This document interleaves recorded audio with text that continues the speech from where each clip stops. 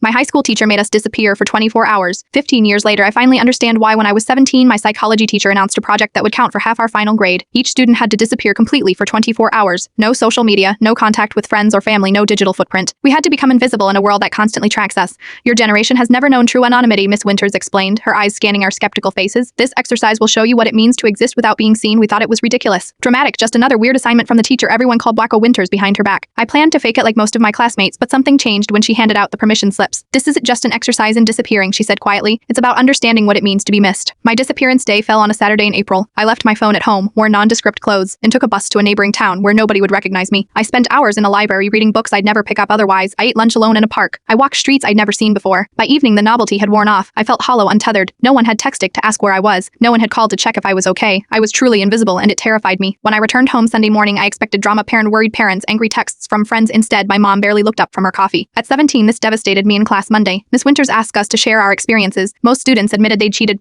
they'd kept their phones, texted friends, posted on social media using privacy settings. They laughed about how easy it was to fool their parents. When my turn came, I confessed the truth. I actually did it, and nobody noticed I was gone. Miss Winters studied me for a long moment before responding. That's the real lesson, isn't it? We assume our absence creates a void, but often the world continues uninterrupted without us. I got an A on the project, but carried the hollow feeling for years. Why bother connecting if no one notices when you were gone? 15 years later, I understand what Miss Winters was really teaching us. Last month, my younger sister disappeared. Not first school project parent, she vanished after battling depression for years. For 3 terrifying days, our family searched everywhere while police investigated. When they finally found her alive in a motel room, the relief nearly collapsed me. During those 3 days, I remembered Miss Winters' words. It's about understanding what it means to be missed. My sister had believed what I once did, that she could disappear without leaving a hole in the world. She was wrong. Her absence created a gaping wound in our lives that nothing could fill. Yesterday, I found Miss Winters on Flitine and sent her a message explaining how her lesson had suddenly made sense to me. She replied within hours. The exercise has 2 lessons. First, that we often overestimate our importance in others' daily lives, prone to humbling but necessary realization. But the second lesson is more important. Just because people continue functioning in your absence doesn't mean you aren't profoundly loved and deeply necessary. The world moves on without any of us for a time, but that doesn't diminish our value in it. She ended with, I hope your sister is healing, and I hope you finally understand parent being missed isn't about the chaos your absence creates, but about the joy your presence brings when you return. Tonight, I am sitting beside my sister's hospital bed watching her sleep. The nurses know me by name now. They've stopped asking if I want to go home and rest. They understand that after experiencing what it means for someone you love to disappear, you learn the value of simply being present. Sometimes the most important lessons take years to understand. Sometimes we need to lose something to recognize what we have, and sometimes the wacky high school teacher trying to make teenagers disappear is actually teaching them how to be found.